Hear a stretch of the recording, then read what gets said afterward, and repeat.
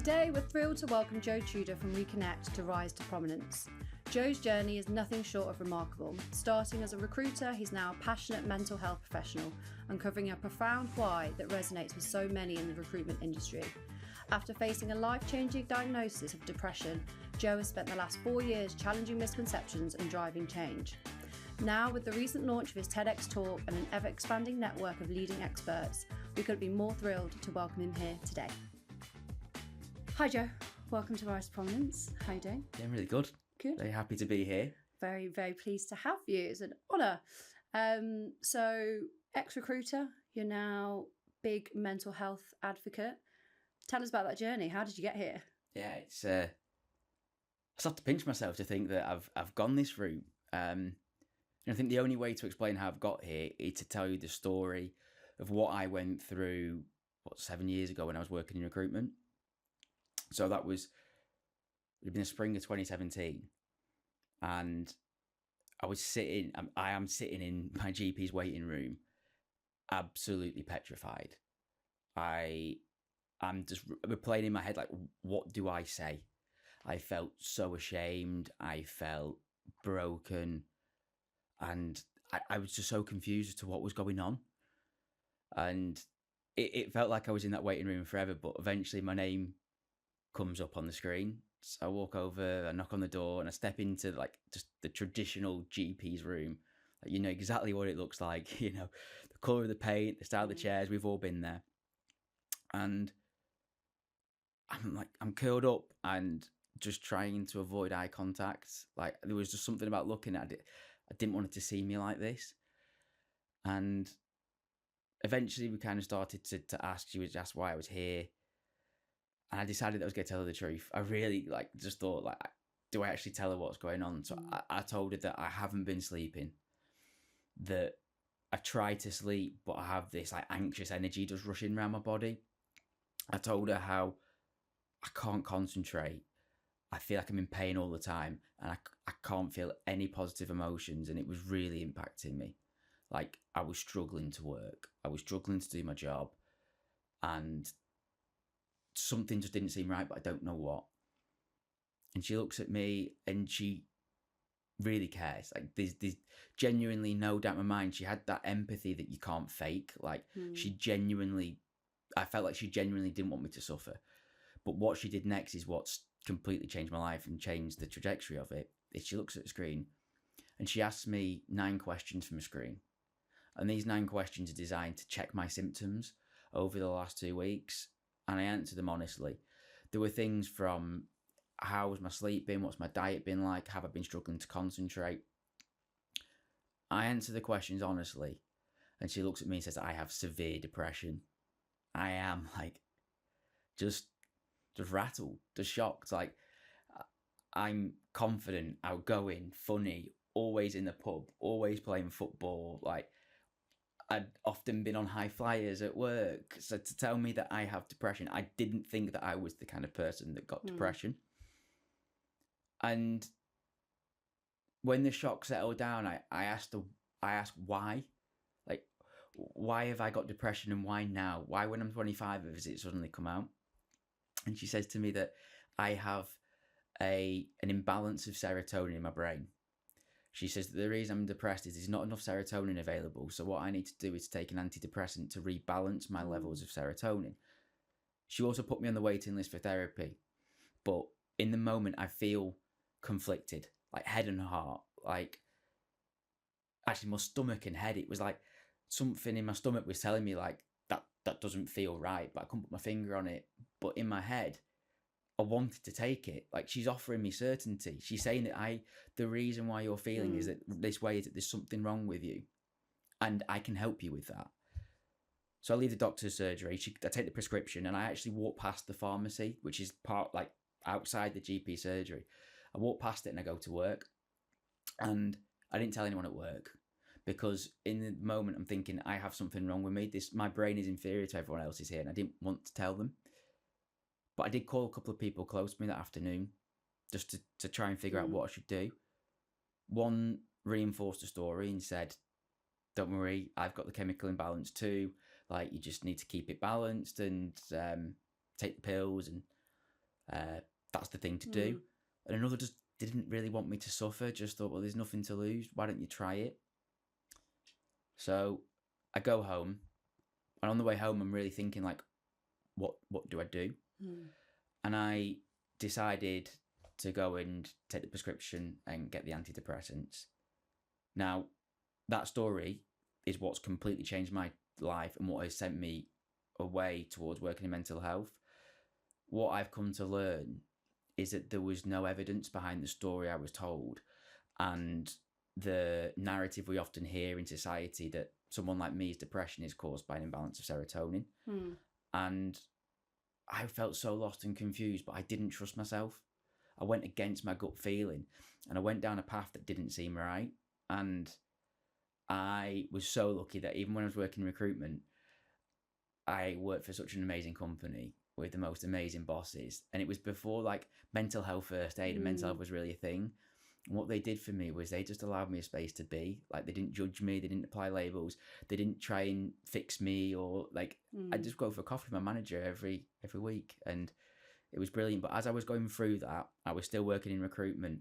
It just shifted me. It completely changed my perception, and I felt quite angry about the story I'd been told because it made me feel worse.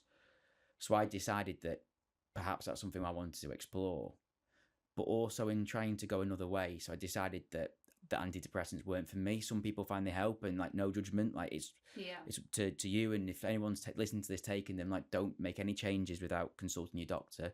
Make your own mind up. It's really important that. But I decided that way wasn't for me. And as I started to explain new ways of healing, I had a vision of a service that I could create, but basically puts everything under one roof and helps people chart their own course, but more focused on looking at why people are depressed rather than numbing symptoms.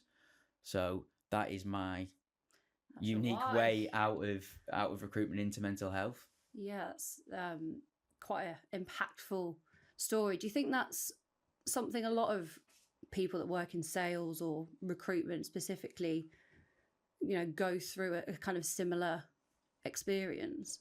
Do you think it's quite common?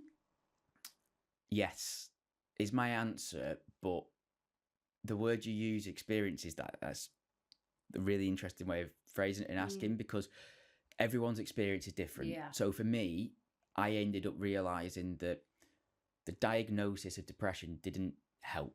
They didn't tell me anything about why I was feeling depressed in the first place.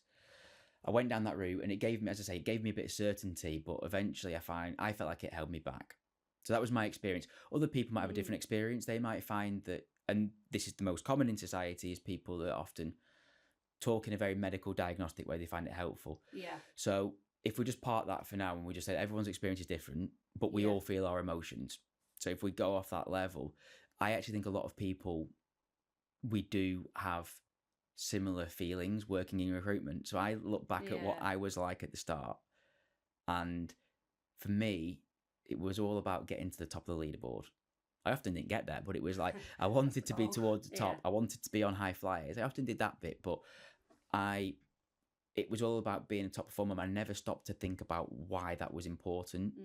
And so how did you find your why? Was it this experience? Yeah, I think it's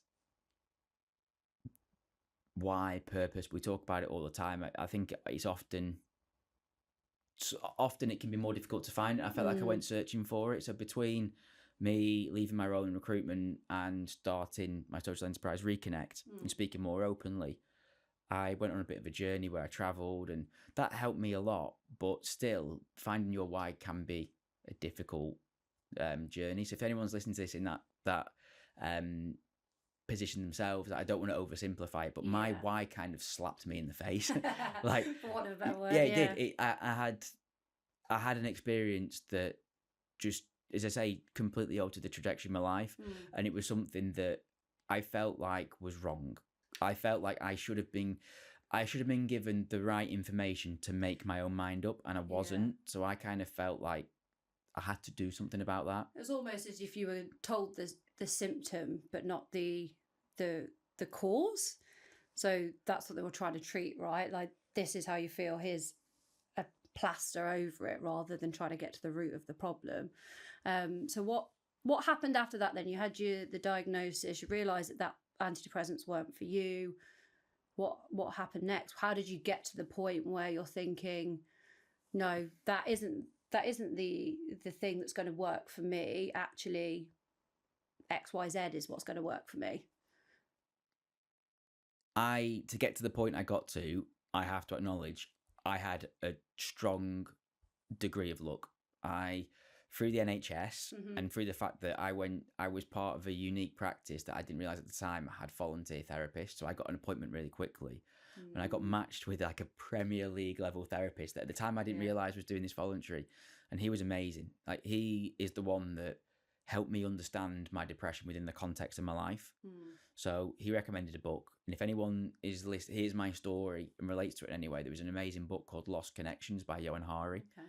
And that book just changed my life forever. So first of all, I started to learn and become informed. I think that's so important. So this journey of shifting my perception on my mental health journey started with becoming informed, listening to podcasts, reading books. Now, I literally could not read. I could not sit still. I genuinely hadn't read a book in my whole adulthood. So for me to sit here saying read, like if anyone's like, well, I don't read, or perhaps in me there might be a reason. Like, so I've had people suggest I have ADHD. Like, I don't say I don't really, the diagnoses don't help me, so I haven't gone with that. But I can relate to people that say I couldn't sit down and read. But I started reading, I started exploring, and I started to find new ways that I could go down to explore my mental health and to heal. And I started speaking more openly. So the journey I went on, first of all, was to go through this period of understanding what might be going on. Why might I be feeling this way? And that's difficult. That's not like a quick, easy answer sometimes. But the more I realised that actually, hang on, there's no evidence I'm broken. I talk about this all the time. There was no blood test. There was no brain scan. No genetic testing. There was no hardcore science to suggest that there was something wrong with me, that they would be like that forever. And when I learned that, I started to speak more openly. I had more open, honest conversations at work. Like, my bosses, again, were amazing. Like, they just let me speak and be myself. I started talking more openly in the pub. Like, I'd be out with my mates and I'd just be like, I'd be telling them what I went through. Yeah. Because I didn't feel shame and stigma. And eventually I ended up building up the independence and the resilience to leave. I left my amazing company and job in recruitment and got one-way flight to India, travelled throughout Asia, ended up in Australia working in tech, and kind of forgot everything I'd learned, started to feel depressed again. Right. But when COVID came around, I had a friend that on the phone said, now's the time to pivot. And as soon as he said that, I realised that this is what you want to do. It meant leaving Australia, leaving my sponsor visa, but I realised that I had to come back home and try and set up this social enterprise. So tell us a little bit more about Reconnect. Like, what's the goal? What does, if someone wanted your services, what can they expect? Yeah, and the first thing I'd add is we are like a really small startup right now. So we've got loads of things coming up next year, but I don't want to sell a bit of a dream. If anyone's struggling right now, I wish I could say, just come on down and see us, but we're not there yet, but we're getting there. That's the plan. So it all started with when I started to challenge the conception that my depression was like a medical disease, that it was a chemical imbalance. I started to find new ways to heal and to new avenues, which was really hopeful. It was like, wow, there's all these things I can do, but then it became overwhelming. So too many options. And I felt like a detective hunting around for clues. Like, what is it? Like, is it my lifestyle? Is it that I'm not exercising enough? Is it my childhood? Is it difficult events? Is it my friendships? Is it my sense of community? Like, you hear all these things, but I needed such a mix of support, but it was siloed. And I was hunting around looking for it and having to read books, and often it's not that obvious. And I was like, well, I was Google searching for a place that brought it all together in a cool place that I actually wanted to be, where I could pick my support on my terms, but most importantly, find community. Meet other people going through something similar that we can connect and talk, and not just over our mental health, but you probably have other interests in common as well. But it's so rare to find these spaces where you can connect with other people that have been through what you've been through. So that was the idea I'd had. And we're really small startup. I did loads of research, and the research blew me away. Like, I asked over 1,000 adults in the UK, what caused your depression? 92.5% said a natural life event. Only 2% said a chemical imbalance. So I realised that, hang on, something doesn't add up here.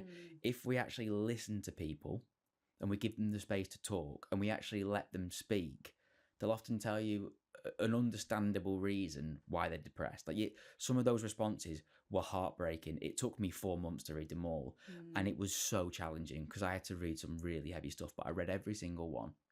But yet these people that have gone through understandable, difficult things then go and interact with the system, a service, or hear the mainstream media message and then get given a label and told there's something wrong with them. Yeah. So that was the first stage. I researched and realised that. The next stage was that we did a small pilot with 8 amazing people. We just got so lucky. I put it out there online, and these amazing 8 volunteers came to try out this new attempt at a service, and they were what made it happen. Yeah. It wasn't me or the psychologist that ran it. It was the power of the group. It was other people coming together. Me and the psychologist didn't really need to say much. That was the point. It was the group space. So we did that.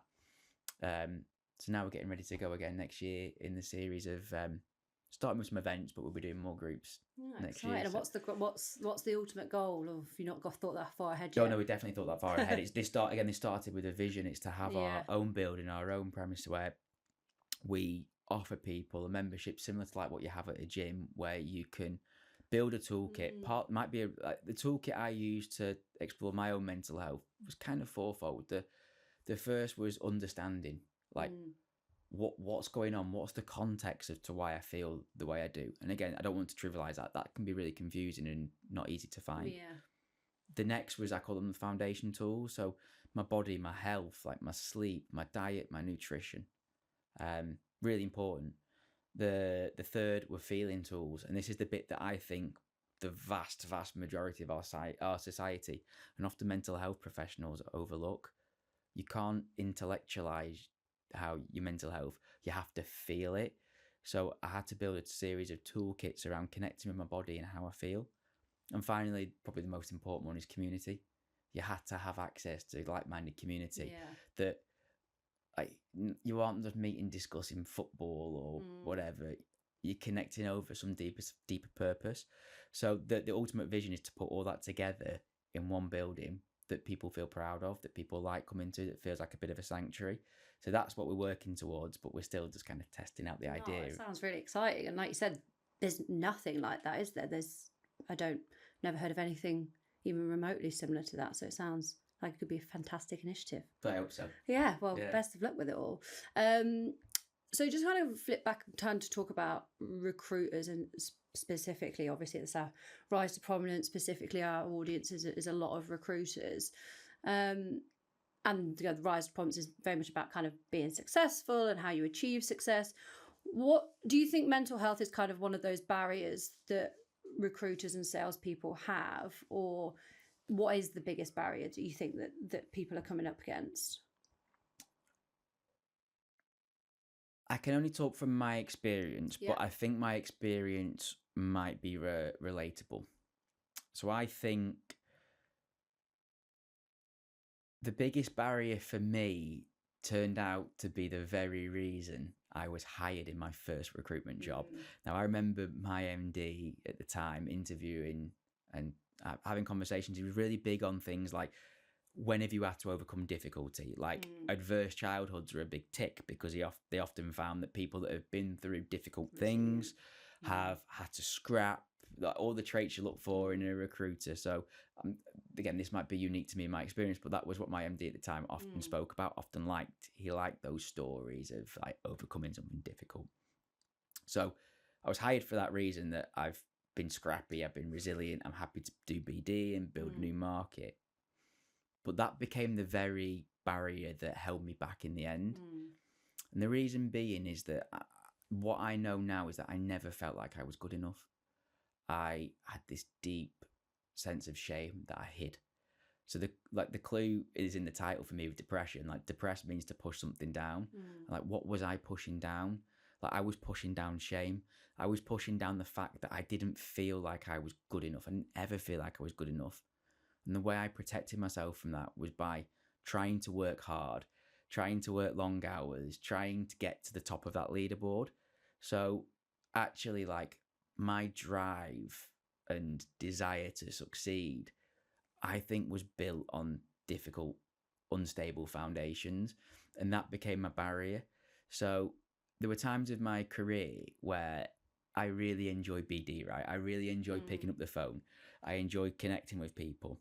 But there were times when I wasn't feeling good and I wasn't feeling myself, particularly when I was feeling really depressed, where I'd do it, but it felt like such a barrier. And the way I describe it is like, do you remember back in the day and we all had our old PCs? Yeah. And there was a program called LimeWire. I'm probably admitting to piracy in a podcast here, but I'm going to do it. Okay, neither confirm or deny. I know what you're talking about. Yeah. Maybe I did this, maybe I didn't. But you get a new PC, you download LimeWire, and at the expense of saving like £2 on a CD, you'd riddle your computer with viruses from LimeWire. Yeah. And the computer would run really slowly. That's what shame did to me when I was working in recruitment. Wow, yeah. It was like I was still operating, but there was something holding me back. It was every client email I wrote, I felt like it had to be perfect because I didn't feel like I was good enough to speak to the client. Every phone call, it was like, why I didn't value my service. Why would this client actually want to do it? And I'd do it and it would drain so much energy. Yeah, I think a lot of people will be able to relate to that, whether they're in sales or marketing or finance, whatever it is, that pressure of feeling like you're not good enough to speak to this high-ranking person or VIP in the industry. So yeah, it's a really interesting way of looking at it. What's the one piece of advice you have for recruiters or salespeople that are battling mental health issues at the moment? I wouldn't say it's advice because I don't want to give advice. And the reason being is that, as I explained, the way we talk about our mental health, we act like it's the same for everyone. Like everyone that has depression has the same experience, but we don't. So I would never offer advice because I don't know what the person's going through. However, I can share my biggest lesson. And it's that to heal, I had to feel. And that sounds a little bit fluffy. So let me talk you through what I mean by that. I've banged on about this already, but like our relationship with our emotions is so important. And we live in a society, in a world that blocks and tries to it puts up a barrier between us feeling. That could be many things. It could be that I think a lot of people in our society are not able to sit with someone that's struggling because they haven't done the work themselves. So, for example, if someone's angry, it can be really difficult to be around, and you probably wouldn't want them to be angry. A lot of people would want you to shut the anger down. Or if someone's sad, we say, don't cry. And we certainly don't feel comfortable with people sharing shame and saying they don't feel good enough. So what we do is we shut it down and we don't create a space where people can just sit there, where they can talk, where they can be heard, where they can process their feeling. So we push it down. And then we might go and see our doctors, who often, not always, but often say that it's a medical problem. Again, that shuts you off from your feelings, because why would you feel like I didn't? Why would I feel if my depression's a chemical imbalance? I wouldn't. We then develop ways to cope with this pain for me, it was through drinking. I was always out. It was through overworking. It was from keeping busy. That was so I prevented myself from feeling. But it's really hard and you need support doing it. And maybe afterwards I can touch on some places where you can get support. But my one lesson, if I could go back to me, it'd be allow yourself to feel. Like perhaps you feel angry and maybe you need to express your anger in a healthy way. I'm not saying go and do anything that's going to harm yourself or anyone else, but you might be angry for understandable reasons. Like anger serves a purpose. It protects our boundaries. So you might be angry for understandable reasons. Like sometimes you need to allow yourself to feel that. You might be sad for understandable reasons. Allow yourself to be sad.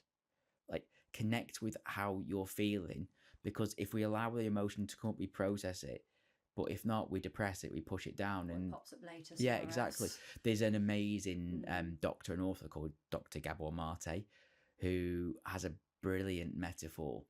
And he says that being depressed, I'm paraphrasing, I'm going to butcher this, but he says that being depressed is like being in a swimming pool with a beach ball. Like, you have to work so hard to keep it pushed down, and it's always trying to pop back up. So what I would say is the lesson I had is try and find the spaces where you can allow yourself to feel. And there's a difference between feeling and intellectualizing. It's a different part of the brain, I believe, but fact check me on that. So I did this for years. I started to connect the dots as to why I felt the way I did, but I didn't cry. I didn't get angry. I didn't speak openly about my shame, and I didn't really heal. I stayed stuck. When I started to heal, it was when I could tell people, like, I feel really sad, when I cry. You voice it. When situations arose, and a few have arisen over this last year, where I have been angry. And I say that unapologetically because I had to protect my boundaries. And I said, no, I'm not having that. I allowed myself to feel. I allowed my emotion to flow. So you could find several spaces. If you're lucky, you might have a friend that is emotionally intelligent, that is able to sit with you and be with you whilst you're emotional, while you allow this emotion to flow. You might try and find a group. Now, there's a brilliant website called the Hub of Hope. I think it's thehubofhope.co.uk or .com. You'll find it. You put your postcode in and it tells you what support is available in your area. There are loads of amazing groups out there. So go to a group and allow yourself to be you, allow yourself to feel. Or perhaps you might want to see a therapist. I know it can be difficult on the NHS. Your work might provide one. A lot of employees offer employee assistance programs of access to counselling sessions. So that could be useful. But they're just some tools. Like, the one lesson I'd say to me going through it, it's like, feel. You cannot get through this without allowing yourself to feel. You might be able to push it back down, but it's coming back up. Yes, strong advice for sure. And then, so I think the kind of pinnacle of your success is obviously your recent TED Talk. How was that? Firstly, my main question about the TED Talk is, how do you get on a TED Talk? Do you get invited on? Do you have to apply? Is it some like rigorous interview process? How does that bit work? It was very coincidental. I happened to be at a barbecue and I met the co-founder of TEDx NHS, and I was just chatting about the stuff we've been chatting about, what I'm passionate about, my experience, my research, and he asked if I'd ever considered speaking. So he told me there was an event coming up. I went to watch the event last year, and there was actually an application process. I think it opens in February. If you check out TEDx NHS, they had an application form, and I filled it in, went through an interview process, was selected, and then kind of, you had like 6 months to prepare, and yeah, that's how it came about. But there's loads of different.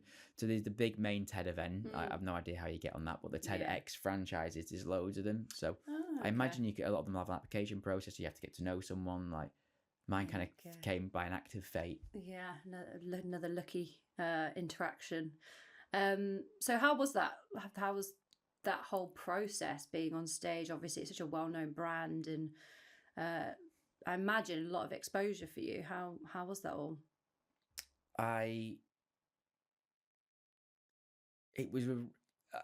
You'd probably tell from this podcast to talk about shame a lot, and it's been a big part of my journey this year. And I say it in my TED Talk, and I've said it on this podcast, and I keep saying it's like, what are we depressing? What are we pushing down? So I found that the TEDx process really challenging, because I went through a phase of like being really, really struggling and being convinced like, I am not good enough to do this. I cannot do this. Like, I am not in a good enough place to do it. That was the start. But then I went through this amazing journey where it was so confronting. Public speaking is so confronting for shame, because you're putting yourself out there and people are going to judge you. People are going to hear your story. And it sent me on this amazing transformational journey where I've been supported by like some of the UK's leading mental health professionals, and they've encouraged me and they've empowered me to tell my story. And I worked with the most amazing speaking coach who I'd love to give a shout out to, if that's Yeah, okay. go for it. Jade Nanton is phenomenal. She is a therapist and public speaking coach. So the work we did was, as I say, I felt a lot of shame. It was overcoming it, understanding where does that shame come from. And that was really hard. She'd teach me to connect with my emotions and be comfortable being me on stage. That was the hardest therapy I've ever done. But it was the most transformative because it was all about, I've been saying, feel to heal. I learned to feel my emotions and how to channel that in my speaking. Yeah. And on the day, it was amazing. I was petrified beforehand. I was in the wings waiting to go out. There was a volunteer who I'd never met before whose job was to open the door, and I looked at her and went, "Can I have a hug?" She hugged me. I went out, and if anyone watches the talk, which I'd love it if you did, the first 2 minutes you'll see I'm bricking it. And then I had this realization where I was like, I've got this. And I just settled and I connected with what I was saying. Yeah, it was very raw and emotional because I was feeling it, but I enjoyed it. I really enjoyed it. Yeah. But the bit that was the transformative part was at the end I came out and I got a standing ovation, which I wasn't expecting. And then I came out and mine was the last before lunch, and the amount of people I didn't know that just hugged me. It was so emotional and so powerful that hugged me and How said, many people were there? I think about 400. And they were saying how like my story spoke to their experience and that it empowered them. But the most amazing thing was people said it made them think. That's what I'm asking. I'm not here to tell anyone what they should be doing, but if I can make them think, they might agree to they might think I want to disagree with me. But if they thought, that's all I've asked. So the final process of the transformation was that I could step out and say, I delivered a good talk. And that's contrary to the shame. I've gone on this whole process to being proud of what I did, to be proud of the work I did as a speaker, and to be able to stand up there and own it. Like, that was a real transformation. Yeah. Well, when I was listening to it, the thing that stood out to me, and I wrote a note about it in my phone, that I thought was kind of the most impressive thing about the story, and not just the TED Talk, but kind of once you got that diagnosis and, you realised you weren't working for you, how much effort you invested in yourself to figure out what was wrong and how to get better. And I think that is like, not many people can get to that stage where they're like, I'm worth it, I'm going to do all this work and I'm going to achieve X. And it was obviously just a huge testament to you, I think, just being like, nah, fuck this isn't right, I'm going to do it, I'm going to go do it myself. And I think that's particularly when you're suffering with depression, like having that self-awareness and thought that you want to go and do that must have been so hard to get to that point where you actually want to do the work. Oh, that's really nice. And the way you've described it, doing the work, is how I describe it. It's how my therapist described it. It's like, this is work to be done. And what a lot of people do, and I did, is you let things get to a really bad place before you make change. It's almost like what there's a saying. Again, I'm going to butcher this one as well, but it was like the pain of staying the same has to be greater than the pain of change, or something along those lines. So like how I see that is like we let ourselves get to a really bad place before we change, but we don't acknowledge that we're already in pain now because we're depressing it. And again, if we connect with how we're feeling, it's often a warning that something needs to change, but we don't. We keep it pushed down, we keep busy, we try not to acknowledge it, and then it'll get you. So and there's that narrative as well, there's always someone more worse off than you, and you kind of don't want to complain or address it, 'cause you're like, well, I could be in that situation, or I could be dealing with that, like what I'm feeling isn't like what it's not worth enough to kind of deal with it and put yourself, through that work, as you said. That is such a wise thing to pick up on, because it's often the first port of call is to pick someone that you deem as suffering significantly more than you and compare. It's not that simple. So there's a saying I really like, that if you look into the wound, there's often a gift. And we often think the wound is the life event itself. So you might look at people that have been through significantly worse life events and say, I don't deserve to feel depressed or feel like this because they've been through worse. I don't believe the wound is the life event.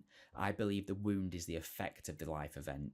So how have you come to feel about yourself on the back of that? Now, you might think you come from a really privileged background, but for example, if your parents, even if you were raised in a wealthy area with a two-parent household, but if your parents had to work really hard to pay for that and you didn't see them that often and you thought that you weren't good enough and you've built this internal story that you're not good enough, that deserves the care as well. You might look at someone who didn't have the privilege or the upbringing that you had and think, I have no right. But you do, because the wound isn't what you went through. The wound is how it's been left to how you feel about yourself. But also some wounds, especially traumatic ones, they have an impact on our body too. Yeah. So I wouldn't compare, because the wound isn't what you've been through. It's how you feel about yourself on the back of what you've been through. And for me, I saw this firsthand in Jade, who I mentioned, the public speaking coach. In her workshops, it was done with 4 to 6 other people. And I heard people speak who I could, and probably before would have gone like, I do not deserve to feel sad compared to you.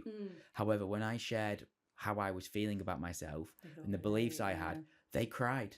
They cried and they got up and hugged me. And that I cried. And that was like a real win for me, because I'm so disconnected from sadness. Yeah. And that does show me that you can't compare to others. But you have to kind of be honest with yourself, is what is the wound that you're carrying? Because I like that saying that there's a gift in the wound, because when I looked into it, and it was really painful, it was the work, it was the hardest thing to do, but when I started to stare into the places that I least wanted to go, I started to develop the things that I wanted the most. Like, I can talk to my friends now in a way I couldn't before. Like, they accept me for who I am, and I can bring me, and I don't have to hide anything. Like, my girlfriend is amazing, and I would not be as emotionally available for her had I have not been through this. And I would not be on the path I am now, starting Reconnect, had I have not looked into that wound. So I think there is a gift in the wound, but the wound isn't the event itself. And if you compare events, I think it's only going to hold you back. Great. Before we kind of wrap up with we always ask the last couple of questions on the podcast. One is, what is the 3, if you're talking to kind of anyone kind of starting their career or in their career and they're looking at what success is, and I use success in inverted commas, but what are the 3 kind of learnings from your career and your experience that you'd kind of recommend to someone else?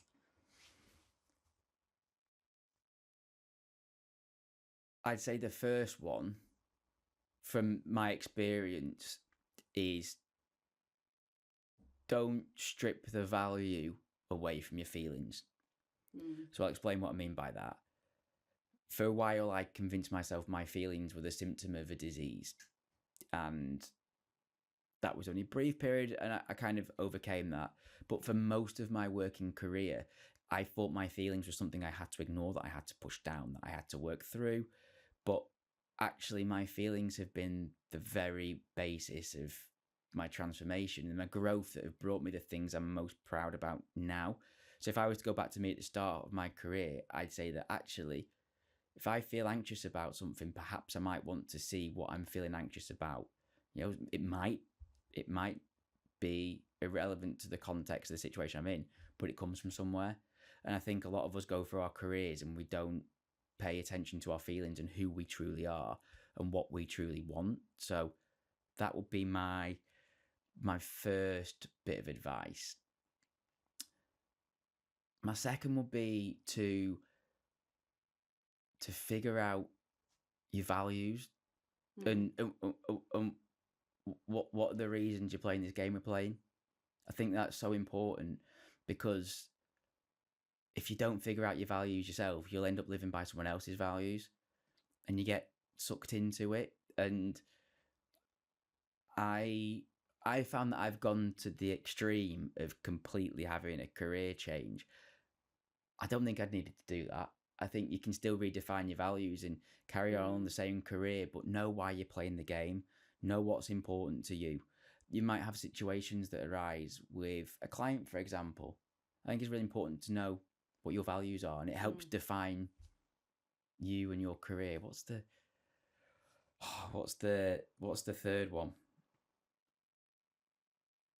I think the third one is actually a continuation of the second. It's that to me, success is being able to live by your values. So I think for me, it took me a lot of time that as well.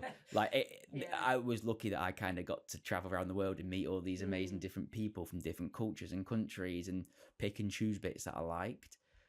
But for me, success is being able to live by my values. So one of your values, it might be material things, it might be money, and being able to live by that. For me, it isn't. For me, it's kind of being true to myself. It's about I've got loads I could throw at you, but like not taking refuge from my emotions, and by that I mean not hiding from them, not going out drinking just to mask what I'm feeling, not overworking, not looking for other people to project my pain onto. Or it might be a pretty heavy one for me, is that I want to acknowledge that I'm not going to be here forever. It helps me make decisions in my life. So to me, being successful is for me being able to live by my values, because I think then I get to the end of my life and I'm like, I've kind of done it on my terms. Yeah. Wow. There's three. Three strong pieces of advice, I would say. Obviously, we've got lots of seasons planned in the works. Is there anyone that you would recommend that we have on the Rise to Prominence podcast? Yeah, several people, but the one that really springs to mind is Luke Doherty of Mindful Peak Performance. So Luke's journey is amazing, and he's got a real rise to prominence. I like the title. And I try not to say it too much, because I'm like, is it too cheesy? But we throw it in there every now and again. It fits, it works. Yeah. So Luke played rugby for England at an under-18s level. Very cool. He then spent 7 years living at a Buddhist centre, got a deep teaching of meditation, and has become a mindfulness coach for a lot of elite athletes, Premier League rugby players, football players, but does a lot of work with senior leaders and executives to help them be more present, to connect, and how that can impact their work. His story is amazing, and I think he'd be a brilliant guest for you. Oh, fabulous. Well, I'll have to reach out, or you'll have to introduce me then to get him on the podcast. So how can people find you, Joe, if they want to find out a bit more information? So LinkedIn, probably the best channel. It's just, I think it's like LinkedIn, whatever, /Joe Tudor. And if you want to hear more, I'd love it if you could listen to my TED Talk.